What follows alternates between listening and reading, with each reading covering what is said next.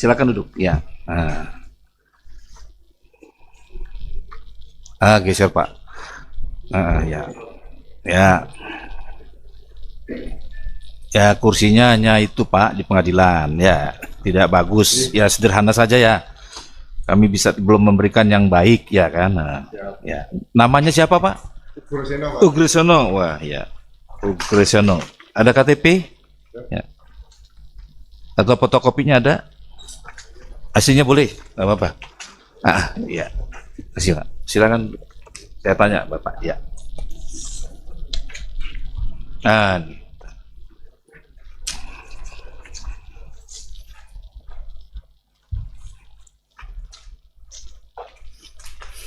Nama lengkapnya Pak? Ugrisono aja Pak. Dr. Andes Ugrisono ya? Ya. Ugrisono. Ini ejaan lama ya Pak? Lama ya. Tempat lahir? Jakarta 17 Februari 1956. 1956 ya. Agama? Islam. Pekerjaan? Purnawirawan Polri Pak. Purnawirawan Polri ya. Bangga Pak, purnawirawan itu Polri bangga. Iya.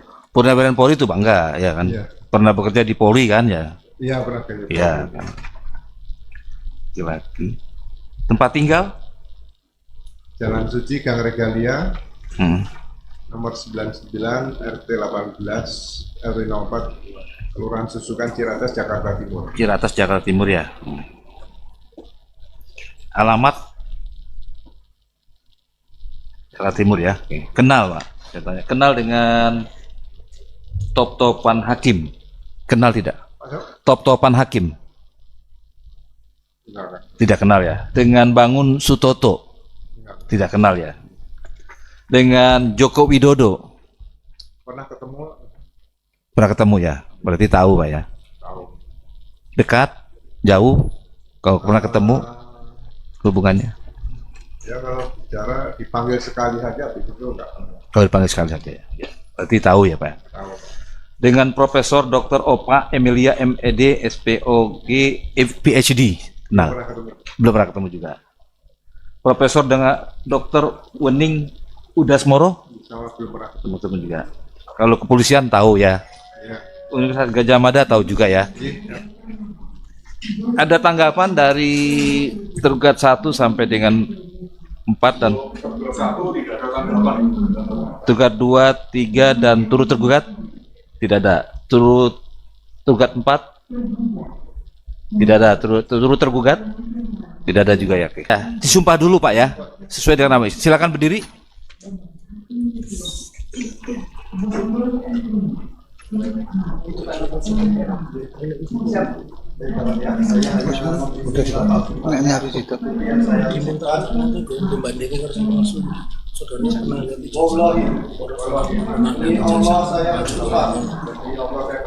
Sebagai saksi dalam perkara ini Izin dulu. Keterangan yang benar, tidak lain daripada yang sebenarnya. Diskurs benar.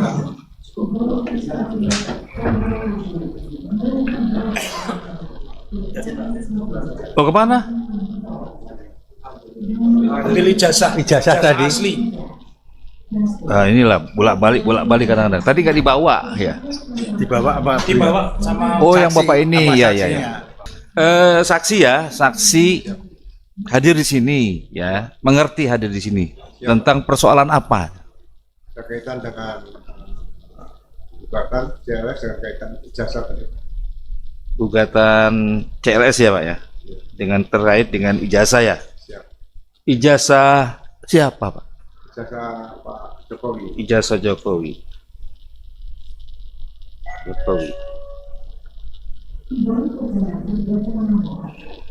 Apakah saksi pernah melihat ijazah Pak Jokowi? Saya hanya melihat dari media sosial dan dari beberapa rekan juga yang didapatkan dari media sosial. Melihat dari media sosial ya? Media sosial. Setelah dilihat di media sosial ya, saksi perhatikan ya, ada masalah apa dengan ijazahnya tadi? Ya, secara sepintas dengan kasat mata saya, yang pertama foto. Foto, foto apanya? Foto yang ada dalam ijazah itu hanya saya amati sendiri dengan mata saya, berbeda dengan Pak Jokowi yang pernah saya ketemu itu. Berbeda ya, berbeda fotonya yang di ijazah, yang ada di media, berbeda dengan yang saudara lihat langsung orangnya, lihat orangnya ya. Fotonya bukan asli orangnya. Dengan orang aslinya kan ya, berbedanya. Berbedanya di mana? Ya, kita kan waktu pendidikan juga ada belajar tentang forensik, Pak. Nah, Tentang foto kehakiman, kemudian ada tulis kehakiman semua. iya. Tanda tangan dalam dokumen itu kan juga kita pelajari juga. Itu berbedanya di situ ya. Setelah mempelajari waktu di pendidikan ada forensik ya, forensik dulu ada forensik apa itu? Tadi Tulis kehakiman. diktiloskopi ya kan ya. Jadi dulu namanya kan pendidikan diktiloskopi ya. Daktiloskopi. Daktiloskopi kan ya. Iya kan? Belajar juga ya. Isi di jari. Nah, sidik jari termasuk itu juga ya. Diajari nggak? Ada ilmu tulis kehakiman juga ada, Pak. Termasuk itu ya. Ya, daktiloskopi. Identifikasi loh. Identifikasi ya. Ya saya juga diajari dulu ya. Daktiloskopi ya kan, mengenai sidik jari banyak macam-macamnya. Forensik kehakiman istilahnya ya. Siap. Berbeda dengan yang di orangnya tadi. Ya, orangnya. Orangnya. Selain orangnya berbeda apalagi? Biasanya diskusi dengan Pak Roy Suryo, kita kemudian dengan Pak Rismon, Dr. Tifa, ketemu. Saya pengen mengamati ada apa sih jasa ini gitu. Ya. Setelah dilihat-lihat dibandingkan dengan yang di media, dengan orangnya, gimana? Ya, saya mengambil kesimpulan analisa saya, polisi sebagai aparat negara perlu mengambil langkah yaitu fokus kepada pasal berapa nih kalau misalnya dugaan tadi memang harus dibuktikan. Nah, karena kita harus bisa memberikan jawaban pada masyarakat. Jadi pemikiran saya lebih cenderung pasalnya adalah pasal 263 ayat 2 KUHP, yaitu digunakan untuk maju sebagai waktu itu sebagai calon wali kota 2 kali, kemudian calon gubernur dan calon presiden. Sehingga ke depan nanti peran KPU tidak hanya sebagai event organizer aja untuk melaksanakan pilpres, tapi juga harus melakukan verifikasi secara tuntas, secara mendalam tentang persyaratan-persyaratan dokumen yang diperlukan oleh KPU. Jadi itu waktu itu melihatnya kapan Pak itu? Melihatnya dan membandingkannya kapan? Kira-kira tahun berapa? Saya 2025 sudah hampir tiap hari karena itu menarik perhatian sebelum yang pertama kali lihat itu kan? Iya. Nah, sebelum kenal dengan Roy Suryo tadi ada melihat kan baru diskusi dengan Roy Suryo. Kapan itu? Kira-kira mulai pertengahan 2025, Pak. Oh, pertengahan ini 2025. Terus tadi katakan ada calon wali kota. Apa sebelum calon wali kota itu gimana tadi? Ya, saya melihat undang-undang pemilu. Ya. Kemudian saya lihat persyaratan untuk menjadi calon wali kota, calon gubernur, kemudian juga calon presiden kan bukan hal yang mudah bagi saya. Karena ini kan untuk memimpin daerah maupun memimpin negara seperti itu. Yeah. Jadi kejelian ketelitian itu harusnya ditunjukkan oleh KPU. Seperti misalnya ada ke depan nanti dalam pemikiran saya, apakah calon presiden atau kalau calon kepala daerah terlalu banyak misalnya, cukup peran lokal, perlu dipampangkan di media cetak atau media elektronik yang ada seperti itu, sehingga masyarakat bisa memberikan penilaian dari awal sebelum terjadi masalah seperti sekarang ini kan berlarut-larut seperti itu. Perlunya syarat calon presiden ya, wakil Iya, presiden Pak. lebih ketat Iya, tuh ya. iya, yang Usulan saudara kan ya, ya. Siap. Perlunya ya. Berarti adanya perubahan atau perbaikan undang-undang gitu ya, Eh, atau aturan di bawahnya. yang penting realisasinya. Jadi seperti contoh misalnya KPU. Ya, Kalau KPU menerima persyaratan untuk verifikasi itu kan harus membuat berita acara. ya. Nah, kemudian juga diumumkan. Mm-mm. Ada nggak masukan-masukan dari publik dan sebagainya maju. Tapi diberikan batas waktu sehingga tidak terlalu lama. Misalnya 1 minggu menerima masukan dari beberapa pihak seperti itu. Selama ini ada KPU seperti itu.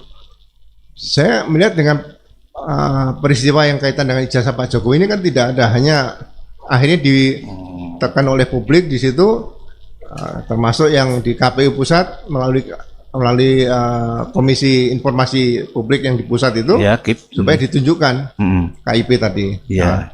Nah, sebetulnya bagi saya kalau KPU sudah berani menunjukkan seperti itu, KPU pusat, Mm-mm. nah pasal 263 ayat 2 KUHP itu bisa diterapkan dulu, itu menjadi barang bukti karena digunakan.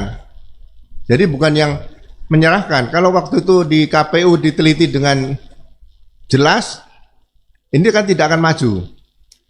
Jadi karena tidak diteliti dengan jelas dan sangat teliti, akhirnya maju. Nah ini mungkin ke depan perlu kewaspadaan seperti itu, sehingga ya sekali lagi saya katakan jangan sampai selalu terjadi hal-hal seperti ini yang berlangsung proses 5 tahunan seperti itu. Jadi peraturan KPU-nya Pak tadi ya. Peraturan KPU-nya yang harus diperbaiki ya. siap. Nah itu. Memang ini yang masukan begini. Kalau ada masalah peraturan KPU-nya yang kurang Harus, jelas, ya. harus diperbaiki. Harus tegas dan jelas gitu. Tegas, jelas, dan kalau memang ada kurang diperbaiki kan itu ya. Kembali lagi ya tadi kan. Jadi saksi baru tahu tahun 2025 Ya. dari media ya. Tapi belum pernah lihat saksi ijazah aslinya Pak Jokowi. Sampai sekarang saya nggak pernah. Nggak pernah lihat ya. Tidak pernah lihat ya. Jadi memang ini masukan ya. Ya, Kalau KPU berarti kan negara ada yang kurang terhadap aturan-aturannya ya kan ya. CLS seperti itu benarnya. CLS kan seperti itu aturannya kan ya. Ya. CLS. bagi Kan saya ke masyarakat. depan peraturan-peraturan KPU itu harus diberikan kepada publik pencerahan supaya trust, kepercayaan publik ini bahwa KPU bukan hanya sekedar event organisasi untuk melaksanakan pemilihan dan pemungutan suara saja, itu saja. Kan pemilihan seluruh Indonesia lagi ya. Seluruh Indonesia. KPU itu kan. Hal apa yang tidak pas di Iya. ataupun Unggahan. Ya, kita kan selama bertugas sering membuat DPO nih, daftar pencarian orang. Jadi di akabri kepolisian itu ada semacam norma kalau seorang junior yang paling junior itu harus mengenali seniornya. Jadi kalau tingkat 1 harus mengenali tingkat 2, 3, 4. Ini cukup sulit. Jadi walaupun berpakaian preman di luar misalnya itu harus tahu ini seniornya. Nah, sama dengan mengenali orang, ini pelajaran DPO. Jadi kita sudah terbiasa dengan melihat kok yang foto ini dengan orang yang asli pernah kita lihat kok berbeda seperti itu. Itu yang sangat menonjol bagi saya di situ. Kalau teknik yang lain saya tidak pelajari, hanya dengar cerita dari Pak Rismon atau Pak Rosoria atau Dr. Tipa itu. Jadi kapan saudara pernah dipanggil oleh Pak Jokowi, Pak? Bulan Februari tahun 2015 saat beliau baru 4 bulan menjabat sebagai presiden. Ini. Karena waktu itu saudara sebagai Saya baru selesai jadi Wakapolri itu 1 tahun kurang lebih. Saya pensiun 2014 1 Maret, nah Februari 2015 saya diundang ke istana waktu itu bersama Prof. Jimli Asidiki dan beberapa kawan yang lain. baik Pak, dari saudara yang lihat waktu ketemu dengan jasa dengan unggahan itu Iya. apa yang sekilas tidak Ya beda jauh Pak, nggak ada beda, bukan beda sedikit, beda jauh. Jadi contohnya dalam apanya? ya misalnya Maksudnya diunggahi di foto kan, di foto. Iya, unggahan itu iya, ada foto iya. seseorang itu dengan Pak Jokowi Iya. bahkan Bapak Iya. menghadap. Ya misalnya saya nggak pernah lihat Pak Jokowi pakai kacamata begitu. Kemudian bentuk gigi seperti kan kita bisa lihat seperti itu. Kemudian begitu digambar bentuk telinga, mata, pintas kita lihat banyak perbedaan seperti itu. Ya, ya, hidung seperti itu. Jadi panca indera itu bisa kita lihat dari kasat mata kita, bisa kita lihat pintas. Itu yang diantaranya ya. Siap ya. Beda. Siap ya.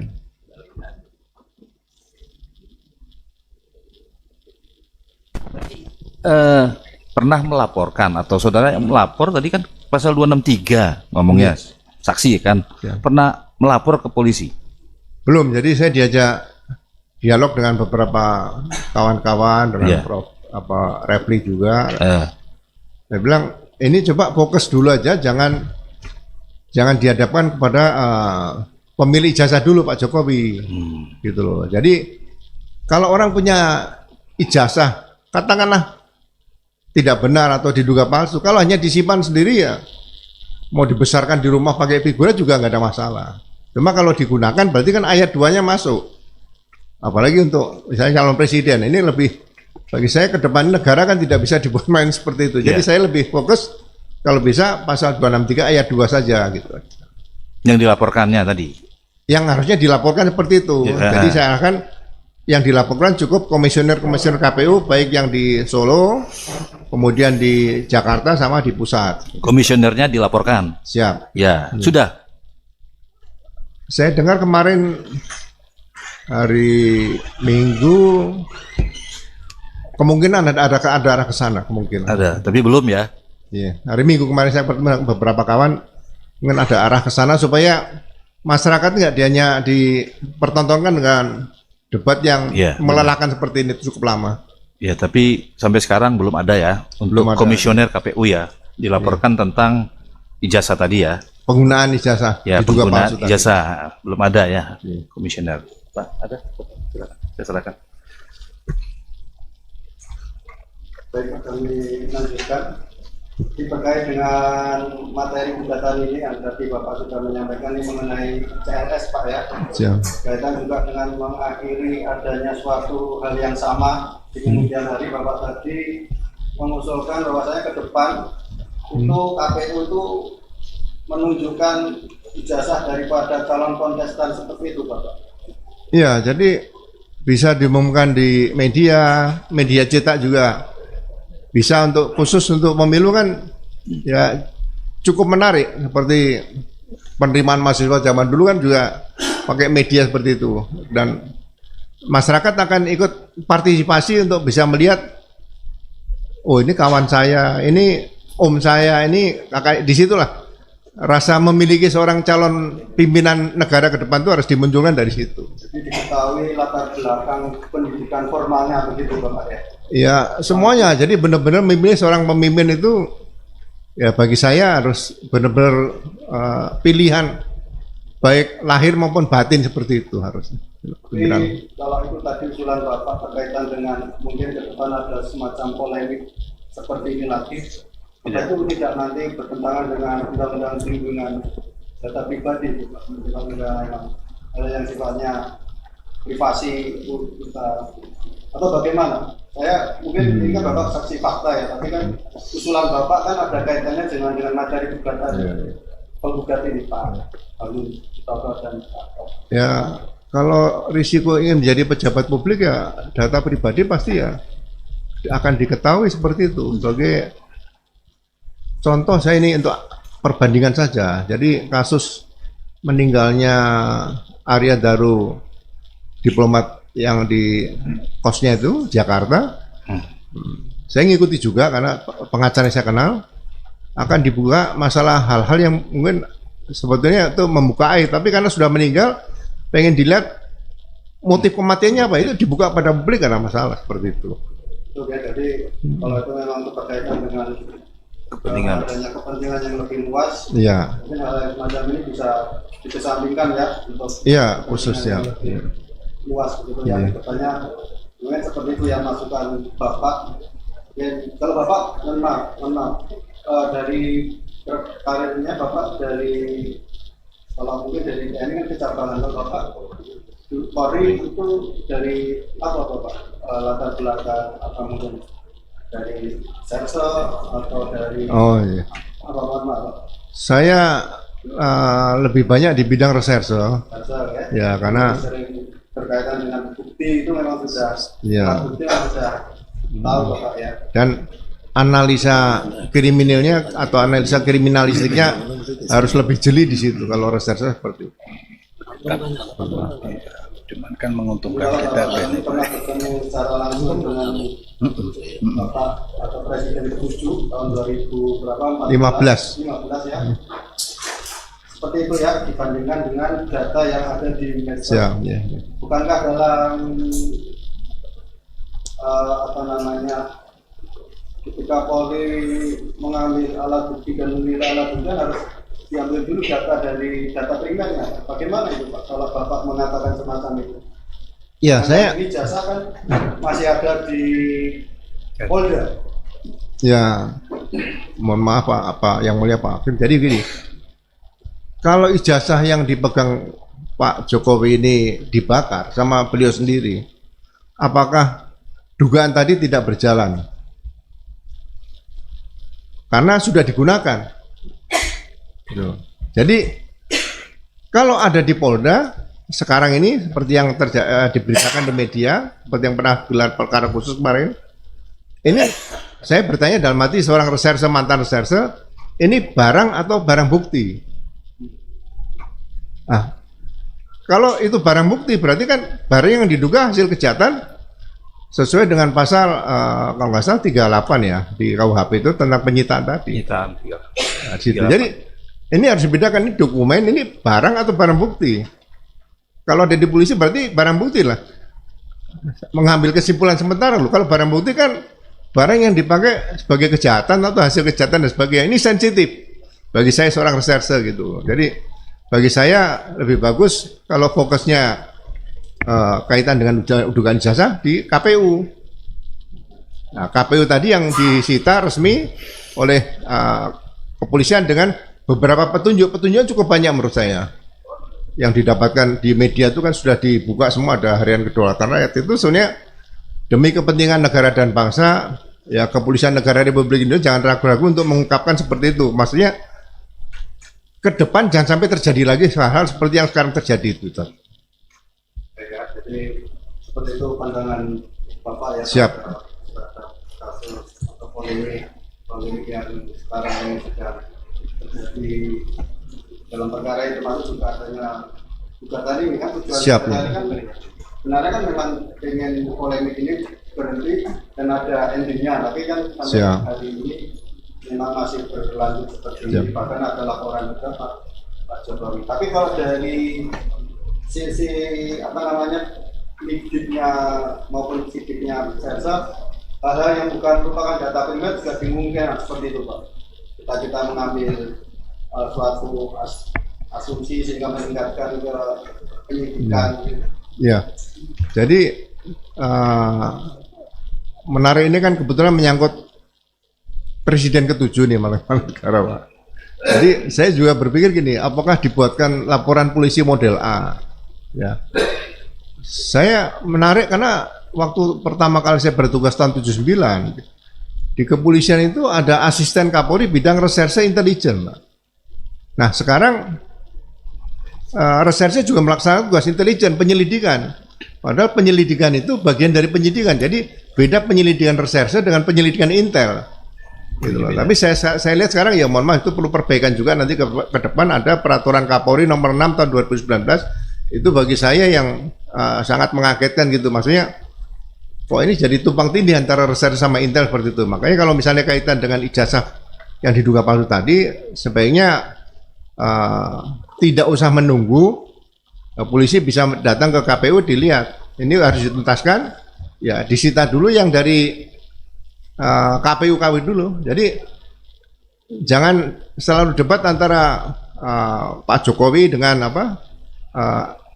yang dikenal dengan trio RRT misalnya itu dan beberapa orang tadi. Jadi benar-benar udah ini nomor 2 yang kalau misalnya terlibat nanti ayat 1, tapi ini ayat 2 263 tadi buktikan dari KPU dulu supaya persoalan ini bisa cepat selesai seperti itu. Maksud benar, berarti mungkin atau pendapat Bapak mungkin juga perlu adanya peraturan yang memang ketika memang terjadi polemik, polisi langsung bergerak aktif begitu Pak ya. Menyikapi misalnya ada semacam kasus semacam ini, supaya tidak terjadi polemik, mungkin langsung polisi itu langsung mungkin ada aturan Siap. yang mungkin bisa polisi itu bisa bergerak aktif supaya polemik seperti ini tidak terjadi lagi, mungkin seperti ini Pak ya. Ya, jadi saya tetap bangga sebagai polisi karena di topi polisi itu selalu ada tulisan Rastra Sewa Kotama itu Pak. Nah, Rastra Sewa Kotama itu kan abdi utama dari nusa dan bangsa. Abdi loh Pak. Nah, sebagai abdi itu, sebagai contoh, misalnya dalam pemilu itu polisi harus all out, misalnya sirekap seperti selain ya dugaan dengan ijazah tadi. Nah, polisi kalau ada dugaan sirekap kan sudah ada cyber crime-nya di situ, ada direktur cyber. Nah, itu bisa turun. Tapi ada ketentuan-ketentuan untuk bagaimana mendatangi TKP berkaitan sirekap itu kan elektronik, jangan sampai mengganggu pesta demokrasi yang besar ini. Bagi saya tantangan Polri ke depan itu bukan hanya, ya mohon maaf Pak Hakim, kalau dulu kelihatannya kan copet itu kan bisa nangkep copet udah prestasi, tapi kalau bisa mengungkap kaitan dengan masalah cyber ini kan luar biasa seperti itu. Jadi mudah-mudahan 2029 nanti situasinya tidak seperti 2024 atau sebelumnya lah saja. Dan ini kan menjadi catatan juga karena ini kan persidangan disiapkan. Siapa tahu nanti ditindaklanjuti sama pengambil keputusan yang di atas Pak ya. Jadi ada KPU atau mungkin ada peraturan tersendiri yang Bisa. seperti usulan Bapak tadi. Siapa? Wajibkan ijazah di Publikasi, ya, diunggah unggah. oleh KPU di media massa, termasuk juga sebagai bagian dari rekam jejak pendidikan. Siap. Kami beri kesempatan kepada penggugat untuk bertanya. Silakan. Terima kasih Majelis. Ya. Saudara saksi, saudara saksi karena merupakan senior di Kapolri ya, sempat menjadi Wakapolri tadi. Kalau unit kerja yang namanya Pusat Laboratorium Forensik itu keberadaannya di mana? Di dalam organisasi Kapolri itu? Ya, sebetulnya berada di bawah Bareskrim juga. Bareskrim. Apakah boleh dikatakan sebagai Wakapolri membawahi unit kerja itu? Ya, saya mohon maaf ya, mungkin sekarang sudah terpisahkan kepala, karena namanya Kepala Pusat Laboratorium Forensik, Kampus Lapor. Kampus Lapor. Ya, Itu tapi di bawah dalam Mabes. Polri masih ya. Ya masih di Kapolri, tapi tidak di bawah Mabes Polri. Masih dalam Mabes Polri. Mabes Polri. Oke. Saudara saksi kan pernah berada di Mabes Polri kan? Pernah. Berarti kan ya. Oke, baik. Tadi juga saudara saksi bersaksi bahwa pernah memperoleh pendidikan forensik juga, Ya. gitu kan. Nah, bisa diterangkan pada persidangan ini mengenai proses pengujian keaslian ijazah ya, Ya. atau dokumen atau whatever lah Pak ya, di Lab 4 Ya. yang tadi diterangkan oleh saudara saksi. Prosesnya bagaimana? Ya, jadi kebetulan ada peraturan Kapolri nomor 10 tahun 2009 Ya. berkaitan dengan pemeriksaan laboratorium kriminalistik. Ya. Sekarang Lapor, dulu Labkrim namanya. Labkrim ya, betul. Jadi memang tidak mudah untuk menggunakan pemeriksaan laboratorium forensik atau Labkrim tadi. Jadi semua itu harus diawali dengan laporan polisi. Laporan polisi. Oke. Jadi dalam Perkap nomor 10 tahun 2009 tadi itu laporan polisi, kemudian bukan laporan loh, bukan Dumas loh ya. Ya. Jadi penekanan saya tetap Ya, laporan polisi. laporan polisi Setelah dalam itu ditindaklanjuti dengan surat perintah dimulai penyidikan. Maksudnya laporan dinas gitu ya, laporan kedinasan gitu ya, yang saudara. Laporan kejadian berkaitan laporan peristiwa yang diduga tidak pidana. Oh, baik. Ya. Kemudian ditindaklanjuti dengan SPDP atau surat perintah dimulai penyidikan. Ya. Nah, dalam surat perintah dimulai penyidikan itu sudah memeriksa beberapa saksi, kemudian menyita, mungkin meminta penetapan pengadilan untuk penyitaan tadi. Nah, setelah lengkap, yang akan diperiksa ke laboratorium forensik itu adalah yang sudah dilengkapi dengan administrasi penyidikan. Oke. Jadi kalau penyelidikan, khusus penyelidikan langsung ke laboratorium kriminalistik atau laboratorium forensik itu tidak bisa melanggar peraturan Kapolri itu sendiri seperti itu. Baik, saudara saksi mengikuti proses pengujian ijazah yang dilakukan oleh lapor Ya. pada ijazahnya Pak Jokowi. Saya setelah selesai saya ketemu dengan kawan-kawan pasti Ya. saya tanya bagaimana Ya. mekanismenya misalnya dalam gelar perkara khusus seperti Ya. itu saya pasti minta Ya, informasi oke. pada mereka. Apa yang saudara bisa sampaikan pada persidangan ini perihal kesaksian saudara atau pengetahuan saudara perihal itu? Ya, Begini, saya ulangi peran. Apa yang seharusnya dilakukan ya oleh lapor, tapi tidak dilakukan oleh lapor, yang saudara amati? ya. Jadi tadi sudah saya sampaikan pada yang mulia para hakim tadi. Nah. Ini ada peraturan Kapolri nomor 6 tahun 2019 Ya, tentang penyidikan tidak pidana. ya, Jadi saya tidak mengikuti itu, tapi setelah saya baca sepintas sangat aneh kalau peraturan Kapolri tadi disebutkan penyidikan tidak pidana, sedangkan penyidikan tidak pidana sudah diatur di KUHP. ya, Nah, di situ sebutkan ada laporan atau dumas. ya, Nah, istilah-istilah seperti ini nih sebetulnya perlu diperbaiki. Kalau dumas atau pengaduan masyarakat itu biasanya melaporkan perilaku polisi yang menyimpang. ya, Misalnya dugaan korupsi, kemudian juga melakukan perbuatan tidak terpuji dan sebagainya, itu dumas. ya. Tapi kalau reserse tidak ada dumas. Oke. Ya, makanya saya selalu sampaikan sama para junior kalau ketemu, coba sosialisasikan laporan polisi itu bukan laporan kebutuhan tangani polisi. Ya. Misalnya jaksa menangani kasus Pak Tom Lembong itu korupsi. Itu juga laporan polisi, bukan laporan kejaksaan. Ya. KPK nangani itu saya baca laporan kejadian itu juga salah menurut saya. Itu harusnya laporan polisi karena di internasional saya pernah belajar ke Amerika juga. Ya. Itu ya police report. Nah, ini mungkin yang masyarakat kadang-kadang lupa. Laporan atau laporan pengaduan yang diatur di KUHP itu di pasal 1 penjelasannya itu yang dimaksud adalah delik biasa atau delik aduan gitu loh. Nah, ini yang mungkin ke depan bagi saya pendidikan Polri perlu diperbaiki seperti itu sehingga berkaitan laporan yang TPWA ya di Baris Krim itu seharusnya bukan dumas, bukan laporan tapi laporan polisi. Ya, laporan. Jadi Setiap laporan polisi yang masuk ditindaklanjuti dengan SPDP baru diproses. Jadi tidak ada istilah SP2 lidik, surat perintah penghentian penyelidikan. Itu tidak diatur di hukum acara pidana. Itu yang bagi saya ke depan perlu diperbaiki seperti itu. Jadi boleh dikatakan dalam proses itu menurut pengamatan saudara saksi ada laporan polisi, ada pelanggaran terhadap peraturan Kapolri terhadap itu. Oke, itu kesaksian saudara begitu ya. Terhadap KUHP, Pak, bukan peraturan Kapolri, terhadap KUHP. Terhadap KUHP gitu ya. Ada yang peraturan KUHP yang tidak dilaksanakan oleh lapor begitu. Oke. Oleh penyidik. Ya. Nah, Baris Krim. kalau hubungannya dengan lapor, saudara saksi, dengan lapor kan keluar dengan kesimpulan identik dan tidak identik. Dalam kasus ini adalah identik. Itu bagaimana maksudnya? Lapor harus menolak kalau administrasi penyidikan tidak tepat. Oh, seharusnya ditolak ya. Karena yang kedua, pengertian identik itu bagi saya hanya tanda tangan identik. Oh ya. Kalau dokumen misalnya ijazah, sertifikat itu ya asli atau palsu. Oh, kalau identik tidak dikenal dalam lapor.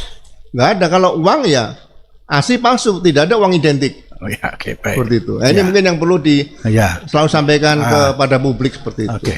Baik, saudara saksi, ini agak berbeda pertanyaan saya adalah ketika saudara saksi menjabat sebagai pejabat di Kapolri itu pernah ada nggak semacam tekanan bersifat politik gitu untuk saudara melakukan di luar yang saudara yakini harus dilakukan? Pernah nggak memperoleh tekanan seperti itu? Ya, saya belajar pembentukan polisi di Magelang 1 tahun. Ya kan? Bagaimana sejarah perjalanan bangsa. Kemudian 3 tahun di Sukabumi. Jadi pertanggungjawab polisi itu harusnya kepada hukum bukan pada atasan. Nah, ya oke. Itu yang harusnya sampaikan. Jadi saya pernah berbeda pendapat dengan pimpinan dan saya juga paling senang berbeda pendapat. Dengan anak buah juga sering berbeda pendapat. Jadi polisi itu harus sering berbeda pendapat karena untuk mendapatkan yang benar-benar hakiki itu kan sulit. Ya. Saya mungkin pangkat bintang 3, tapi ada seorang kombes yang pintar, mungkin saya perlu belajar ilmu dari situ. Nah, hal-hal seperti ini kalau misalnya itu bertentangan dengan hukum ya sampaikan dengan cara baik-baik.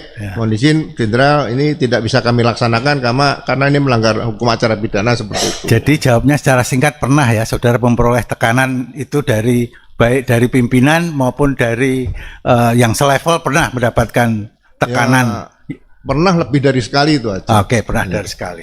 Sehubungan dengan itu, bagaimana kesaksian saudara mengenai keadaan sekarang? Apakah Polri mendapatkan tekanan atau tidak? Saya belum Khususnya melihat. dalam kasus ijazah ini. Kalau saya harus melihat begini, ya saya ingin polisi kembali kepada polisi negara Republik Indonesia. Cukup saksi. Jawaban itu sudah cukup Ya, bagi itu kami. aja. Oke, saudara saksi, boleh saya perlihatkan karena saudara juga pernah belajar forensik kan ya saudara. Boleh izin yang majelis Silakan, kami silakan. hormati. Silakan dari apa juga? Dari tergugat. Saudara Tergugat, saksi silakan. kan sudah melihat di medsos dua macam Silakan, Pak. Silakan. dua macam dokumen ini ya. Ya, nah. Terus kemudian tadi di persidangan juga diperlihatkan ijazah asli tahun lulusan sama tahun 85. Baik ya. Ini orang yang berbeda, yang berbeda ya. Sekarang sebagai ahli forensik, apa yang saudara lihat sebagai perbedaan? Ya, perbedaan. Ya, bisa kembali. Udah lihat dulu, Pak. Lihat dulu, Bapak. Belum lihat dulu, nanti lihat dulu bapaknya. Kalau belum lihat, saksi belum lihat. Boleh. Pegang aja. Kacau. Kalau sudah lihat, duduk nggak apa-apa. Kalau sudah lihat, duduk aja. Lihat, silakan.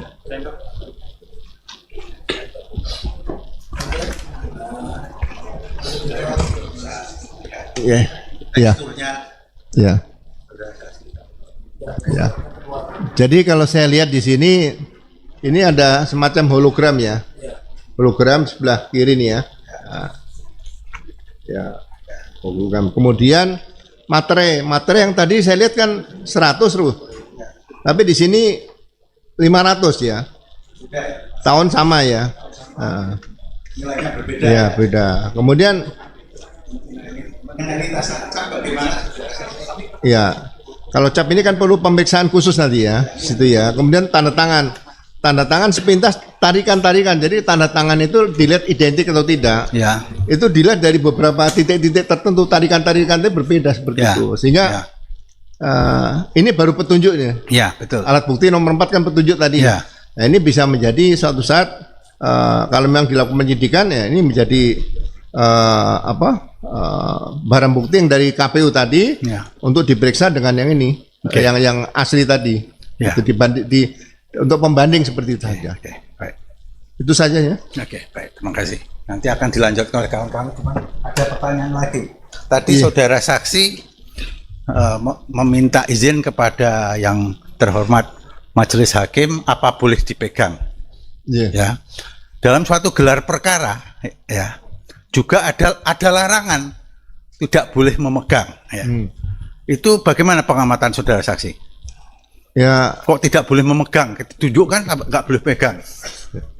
jadi sama dengan kalau ada kejadian di TKP, Ya, seharusnya ya saya sering studi ke Arizona dulu. ya, Itu polisi itu kemana-mana membawa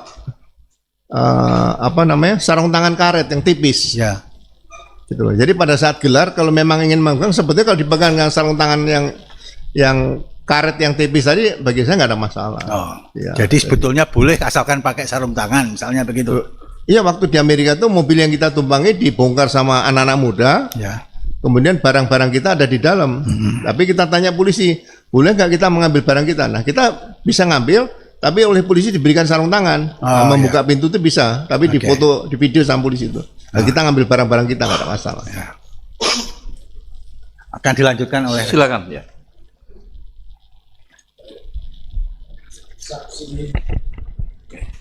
Saksi tadi menjelaskan bahwa penghentian penyelidikan itu bertentangan dengan KUHP.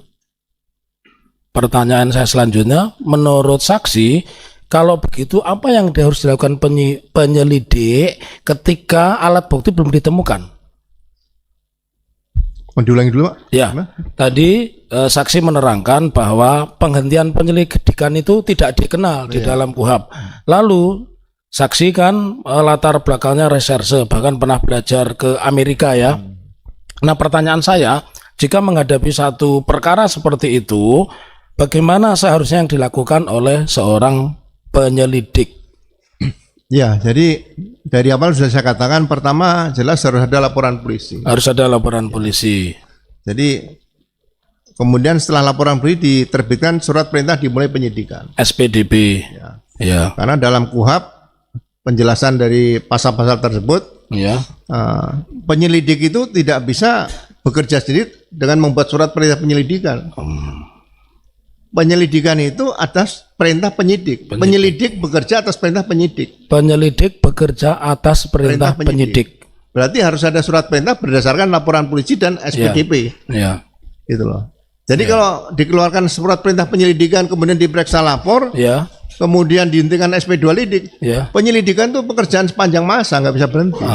Terima. Jadi pengertian Nah, kalau penyelidikan. intelijen itu Ya. bangun tidur melihat batu di tengah jalan, bikin laporan penyelidikan, nggak ada masalah.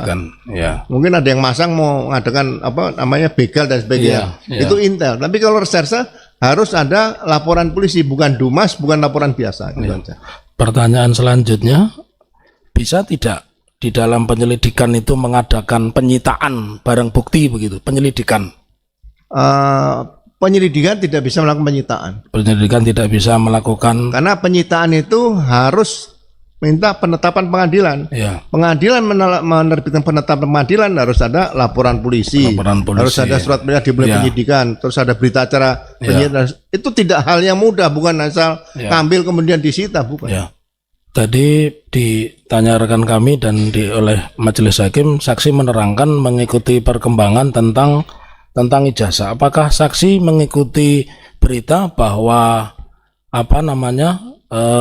Direktur Badan Reserse Kriminal Mabes Polri, Dirtirpidumnya pada saat itu Brigadir Jenderal Polisi Juhamdani melakukan penyitaan ijazah itu, saksi mendengar ya, mendengar ya. mendengar. Menurut saksi, pengalaman yang begitu panjang sebagai reserse dan khususnya penyidik, apakah itu dibenarkan? Ya, tadi saya jelaskan kepada Yang Mulia Hakim, Ya. Pak Hakim tadi, kalau itu disita menjadi barang bukti, berarti itu barang hasil kejahatan. Barang hasil kejahatan. Secara tersurat dan tersirat seperti itu seharusnya. Ya, begitu ya. Baik. Saya kepada fisik tadi di awal, saksi menjelaskan kepada majelis hakim pernah melihat ijazah itu di platform Twitter atau X Dian Sandi. Ya. Pernah. Saya ingin lihatkan apakah foto di dalam ijazah Dian Sandi tadi juga seperti ini. Mohon maaf. P28.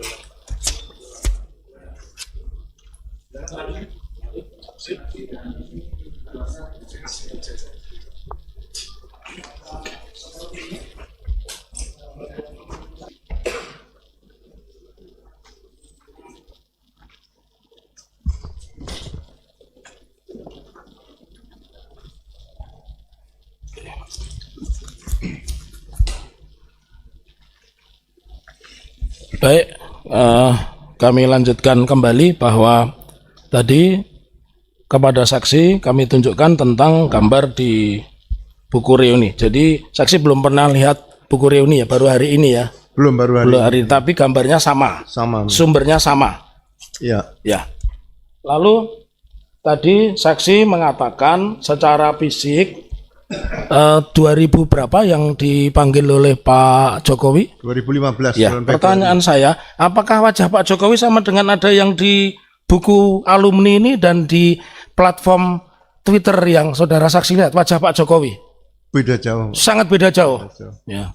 Jadi sangat berbeda jauh. Monggo silakan rekan lanjutkan.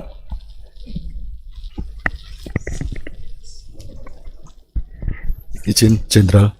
Selanjutnya kami panggil saksi. tadi sudah ditanyakan oleh rekan-rekan kami untuk tentang masalah penyitaan. Jadi menurut saksi, dalam kepolisian itu ketika sudah ada penyitaan, itu apakah tidak boleh ditunjukkan kemana-mana atau boleh?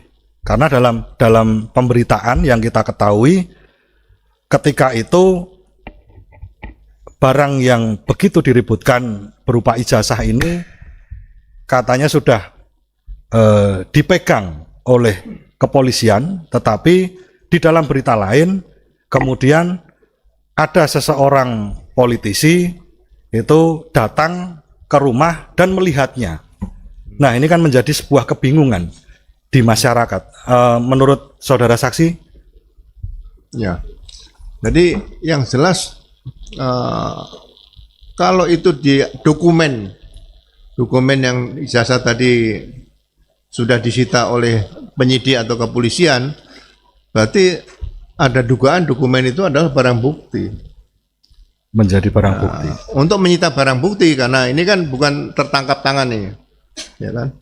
Bukan hot pursuit, jadi tetap meminta penetapan pengadilan dulu. Nah, minta penetapan baru disita barang ini. Jadi ini dilema bagi saya, kalau sudah di tangan polisi itu bukan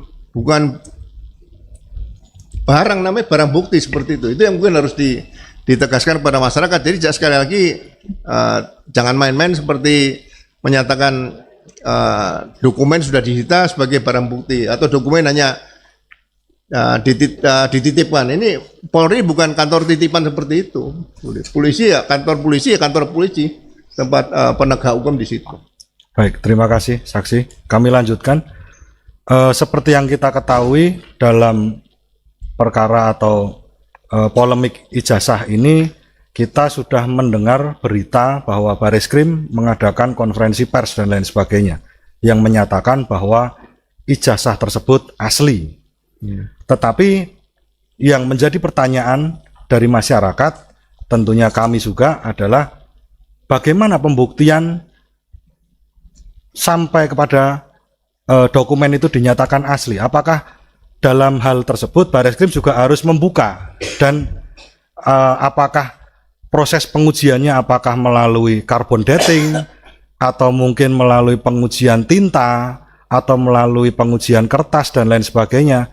Karena yang dalam persidangan ini sudah kami tunjukkan berkali-kali bahwa ada ijazah yang formatnya berbeda.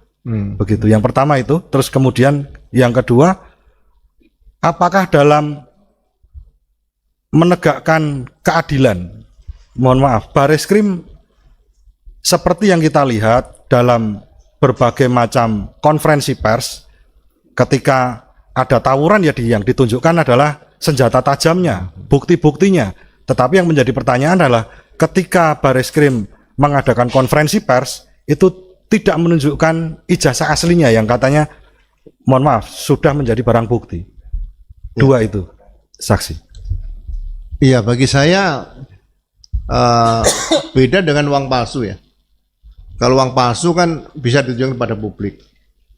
Makanya penyidikan berkaitan dengan dokumen ijazah yang diduga palsu tadi, yang jelas harus diawali dengan laporan polisi. Kemudian ada surat perintah dimulai penyidikan.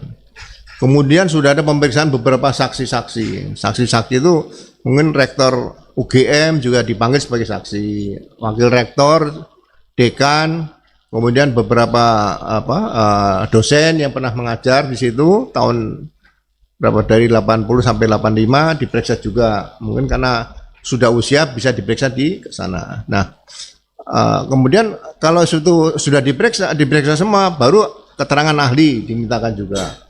Jadi tidak perlu buru-buru harus disampaikan kepada publik bahwa ini ijazah ini sudah dinyatakan asli, karena polisi juga tidak bisa menyatakan asli atau palsu.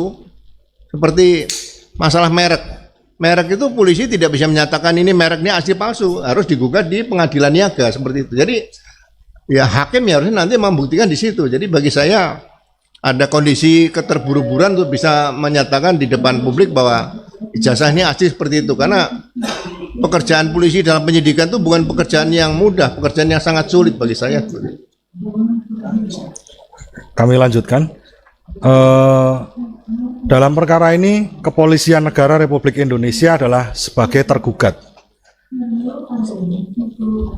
Dalam pandangan saudara saksi, bagaimana ketika ijazah ini menjadi polemik dan lain sebagainya yang, mohon maaf, menjadikan masyarakat menjadi antara percaya dan tidak percaya, terbelah.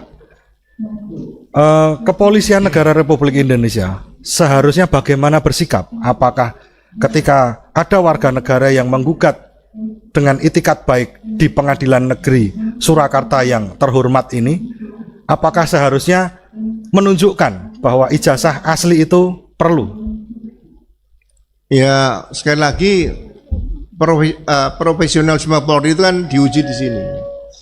Saya tahun 1999 itu kasus Bulogit saja, untuk mendengar keterangan Presiden Gus Dur saja beliau siap sebagai saksi, jadi tidak ada masalah. Jadi dan itu diperiksa di istana waktu itu. Jadi sekali lagi hal-hal yang berkaitan dengan penyidikan ini tidak bisa dianggap hal yang sepele, karena masyarakat ya sampai kapanpun lah, kadang-kadang ada oknum ya yang kurang bagus, tapi tetap masyarakat masih butuh polisi, perlu polisi. Saya rasa, saya selalu katakan pasti dalam tubuh kepolisian ada polisi baik dan polisi yang tidak baik situ. Kalau polisi baik menurut saya, ya menurut ukuran saya masih ada 99% lah, itu aja. Jadi mudah-mudahan ke depan tidak ada lagi hal-hal seperti ini. Kalau penyidikan itu tidak dilakukan dengan sempurna, biasanya muaranya nanti kan ke pra-peradilan di situ, atau proses. Jadi proses criminal justice system ini harus ditempuh semuanya. Jadi ya mohon maaf pada para hakim, nanti reformasi di bidang penegakan hukum ini mungkin juga harus dilakukan selain reformasi yang sekarang sedang dilakukan oleh Presiden ini, reformasi Polri tadi. Cukup Yang Mulia. Terima kasih Jenderal. Silakan dari tergugat satu, silakan. Terima kasih Yang Mulia. Pak Ugro, mohon maaf, mohon izin, saya ingin menyampaikan pertanyaan-pertanyaan terkait dengan peristiwa yang menjadi pokok sengketa di dalam perkara ini ya Pak ya. Jadi sesuai sumpah yang diucapkan oleh Bapak, dalam hal ini Bapak dihadirkan sebagai saksi fakta yang majelis ya, bukan sebagai ahli.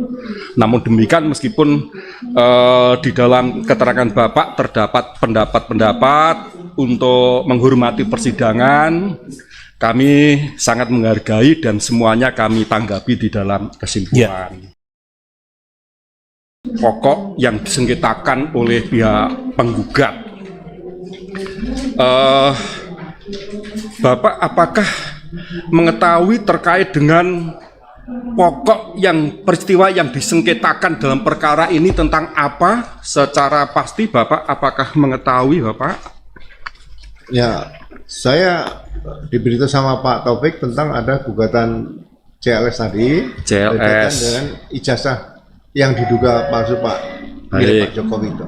Jadi gugatan CLS itu gugatan yang diajukan oleh warga negara kepada penyelenggara negara ya Pak ya. Yang Bapak ketahui, apakah Pak Jokowi setelah tidak lagi menjabat sebagai presiden, meskipun dalam nomenklatur disebut Presiden ke-7 RI, dapat disebut sebagai pejabat Bapak atau penyelenggara negara begitu. Ini kaitannya dengan CLS soalnya Bapak. Ya, ini yang menarik ini kan ada proses yang dilakukan oleh penyelenggara negara tadi Pak. Kayaknya saya lebih bagus. Penyelenggara negara itu kaitan dengan ijazah diduga palsu ini adalah KPU tadi yang perlu diproses lebih awal. Pertanyaannya saya ulang Bapak. Pada saat ini atau pada saat gugatan ini diajukan, dengan tidak lagi menjabat sebagai presiden, apakah Pak Jokowi juga dapat disebut sebagai pejabat publik atau penyelenggara negara begitu? Saya rasa mungkin kalau disampaikan ke saya tidak bisa jawab itu. Baik, ya. Karena saya kembalikan pada yang mulia Pak. Baik, terima kasih.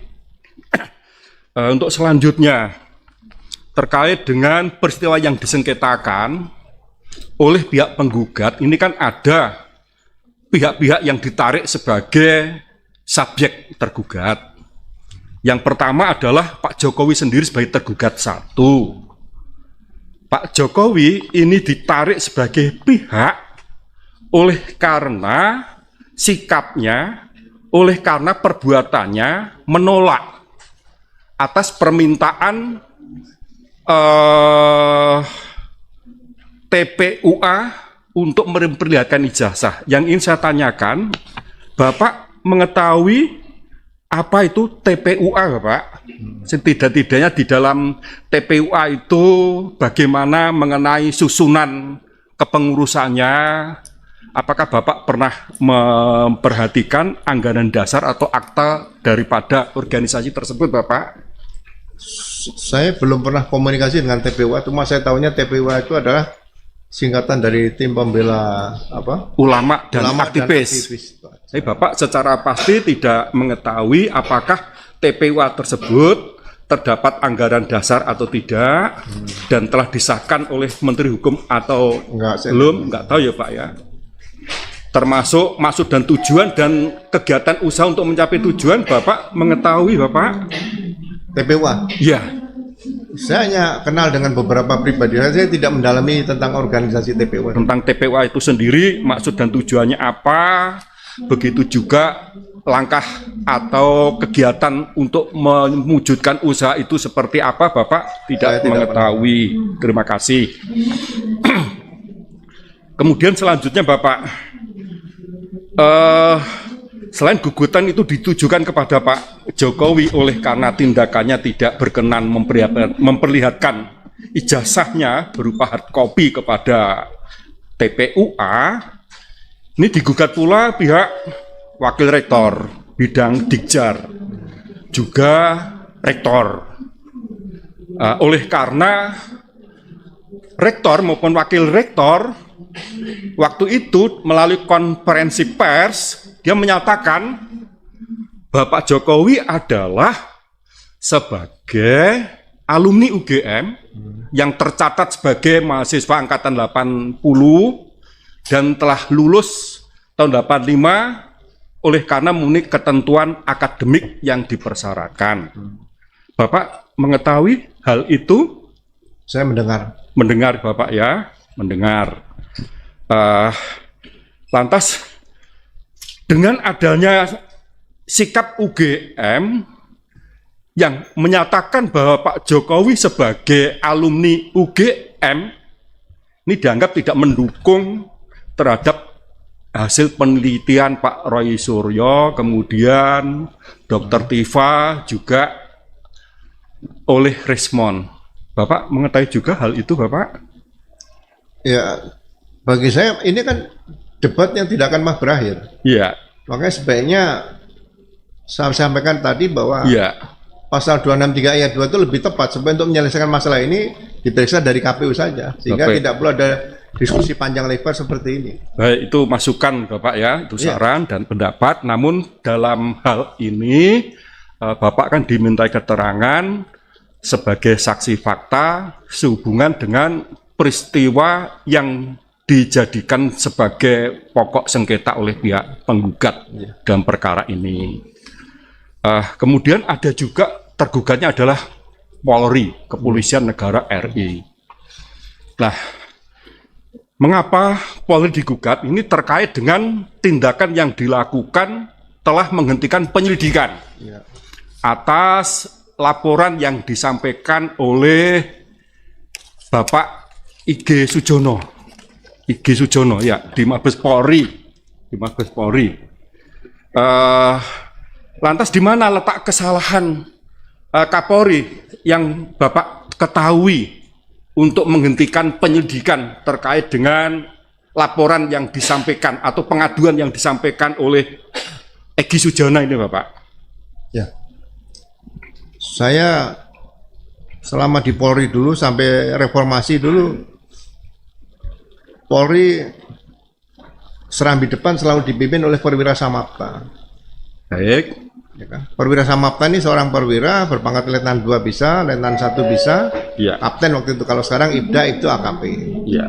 Nah, dia sudah punya kemampuan untuk menilai perkara ini pidana atau perdata, Iya. atau 50-50 bisa. Nah, setelah diterima laporan polisi menjadi LP, bukan Dumas. Iya. Itu LP, laporan polisi. Nah, laporan polisi itu akan disortir oleh reserse. Kalau pidana lanjut, kalau dugaan masih ada perdata, misalnya 50-50, akan dilakukan setelah diterbitkan surat perintah dimulai penyidikan, dilakukan tambahan penyelidikan. Penyelidikan ini tidak menyentuh pada objek. Makanya ada polisi yang gondrong Pak itu, Ya. yang nyamar loh ya, seperti itu. Nah, kalau misalnya itu nanti ternyata tidak ada pidananya, polisi punya kewenangan luar biasa oleh hukum acara pidana untuk memberikan kepastian hukum, terbitkan SP3, surat perintah penghentian penyidikan. Itu Karya Agung KUHAP itu sudah memberikan kewenangan luar biasa pada Polri. Nah, SP3 ini walaupun saya katakan belum 100% dapat kepastian hukum, itu masih bisa digugat pra peradilan.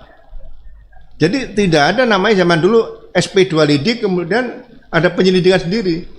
Sehingga saya melihat Perkap nomor 6 tahun 2009 itu membingungkan bagi saya suatu saat. Ini kasihan generasi muda Polri ke depan nanti. Bagi Bapak ya maksudnya, karena Perkap itu sendiri dibuatkan dalam rangka untuk melaksanakan hal-hal yang lebih teknis sebagaimana Seharusnya. diatur di dalam UHAP Ya. dan di dalam Undang-Undang tentang pembentukan peraturan perundangan, Undang-Undang nomor 12 tahun 2011 itu pun diatur di dalam pasal 7 yang pada pokoknya bahwa peraturan yang dibuat oleh pejabat atas perintah peraturan yang lebih tinggi itu pun mengikatkan demikian Bapak. Baik. Tapi peraturan Perkap itu jangan sampai bertentangan dengan induknya atau dasarnya, yaitu KUHAP, Pak. Betul Bapak, jadi itu hal yang teknis ya. Namun Iya. demikian nanti biar dijelaskan oleh ahli jika penggugat menghadirkan atau dari pihak tergugat. Demikian Bapak J.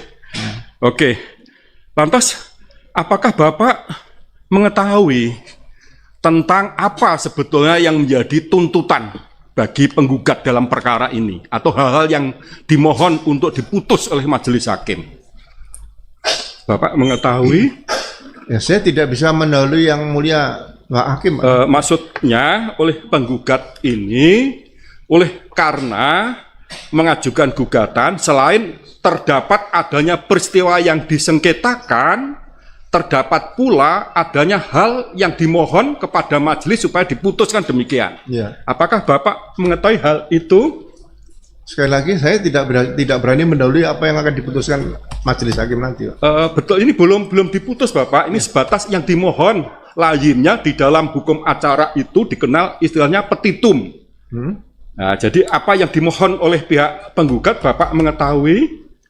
Saya tidak berani terjebak dalam jawaban seperti ini, Baik. karena ini adalah kewenangan para hakim nanti. Baik, terima kasih Bapak. Saya tidak bisa untuk memaksakan Bapak memberi jawaban terkait dengan pertanyaan tersebut.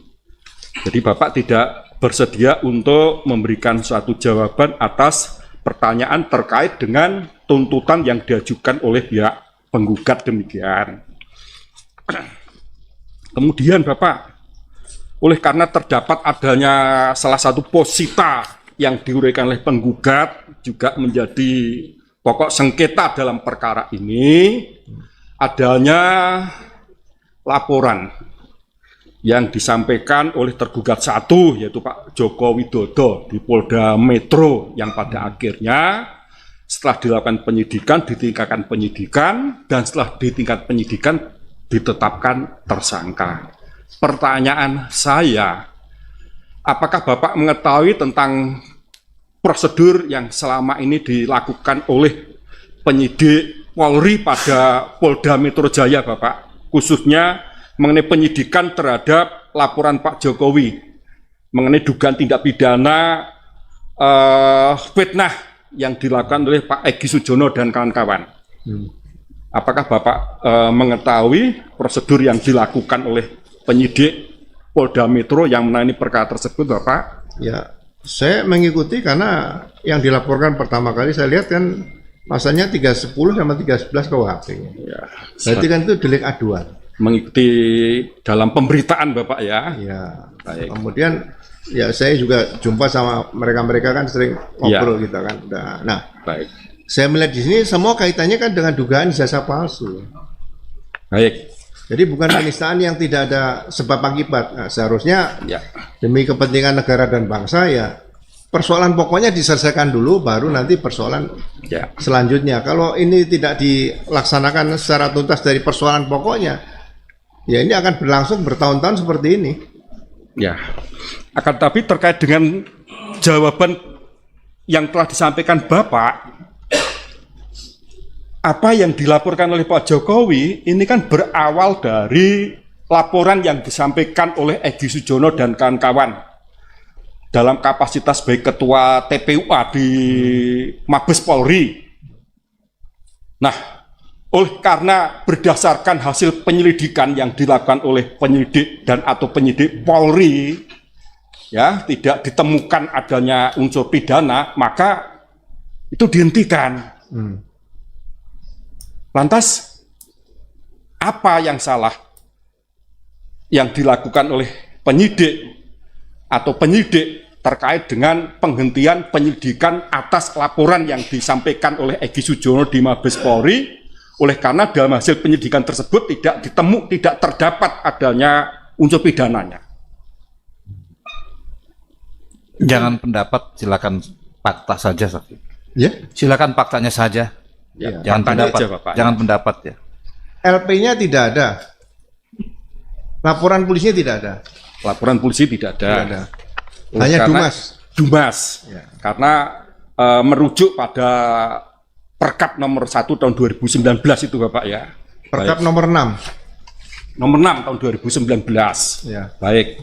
2019 apa 2009? 2019. 2019 ya. Ya. Nah, Ya. karena laporan polisi tidak ada, Ya. surat perintah dimulai penyidikan tidak ada. Ya. Oke, sementara Tapi cukup saya koreksi tadi yang dimaksud penyelidik ya, bukan penyelidikan. Karena di Mabes Polri terkait dengan pengaduan yang disampaikan oleh Egy Sujana dan kawan-kawan, ini masih dalam tahap penyelidikan. Karena sesuai Perkap nomor 6 tahun 2019 itu, yang dimaksud pengaduan ternyata tidak sebatas perkara pidana yang masuk dalam delik aduan sebagaimana di dalam hukum pidana material, tapi tahap awal pengaduan, nanti setelah klarifikasi, penyelidikan, sekiranya terdapat adanya unsur pidananya, baru dilakukan, mereka diminta untuk LP penyidikan seperti itu. Mekanisme yang selama ini ada pasca diterbitkannya Perkap nomor 6 tahun 19. Tapi SP2 penyelidikan tadi fakta-faktanya apa?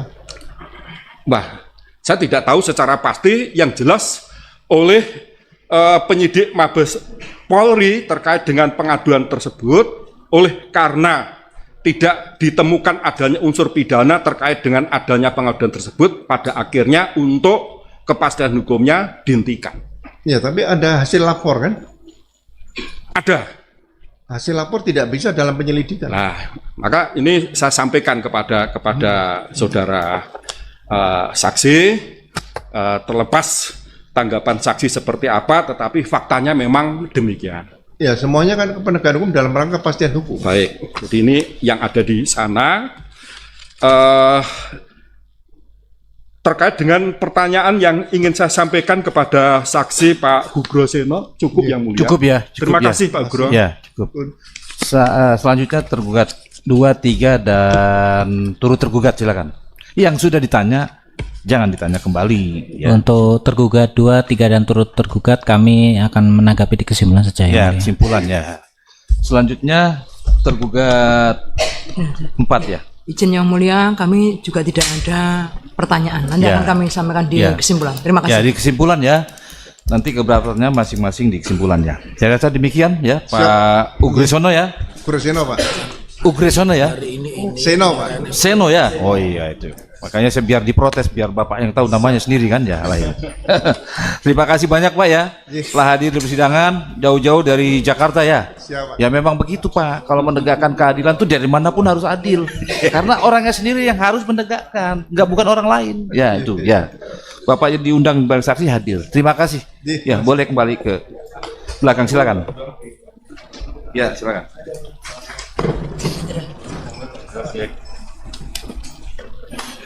Kami nggak boleh. Silakan.